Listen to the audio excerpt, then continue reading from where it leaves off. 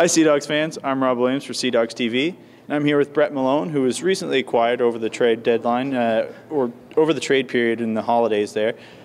Now, when you came over, it was sort of a strange deal that brought you to St. John, and you were in the loop on that, right? Yeah, I kind of had an idea I was coming to St. John, and I was pretty ecstatic when I heard the news, and it really hit wind when Mike called and told me I was coming for sure, so it was good. Were you doing anything specific when you found out, or was it just like, eating a meal or whatever? Honestly, I was just getting out of the shower, just about to make some lunch, and my phone rang, and it was Mike telling me that I was coming to St. John. So, playing in Moncton for the previous year or two before that, you obviously had experience playing in St. John. So were you knew the crowd, you knew what the rivalry was like. You played one of your first games against Moncton. How was that?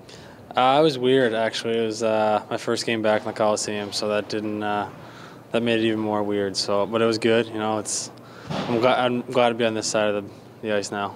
Did you use that sort of as fuel, adding fuel to the fire, so to speak?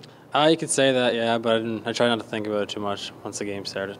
And I mean, obviously, two of the games that you've played as a Sea Dog as well have been against Cape Breton, which was another one of your former teams. Was that same sort of situation? It's not. I don't find it as big a deal as playing Moncton. I mean, I was in Moncton for 2 years, so made some lifetime-long friends there, and so it's always good to play those guys. Where Cape Breton, it's kind of a holiday place, I guess you could call it. And it was, when you go to Moncton, it's sort of like a, hey, here's a nice little slash, nice to see you again. Yeah, basically, yeah.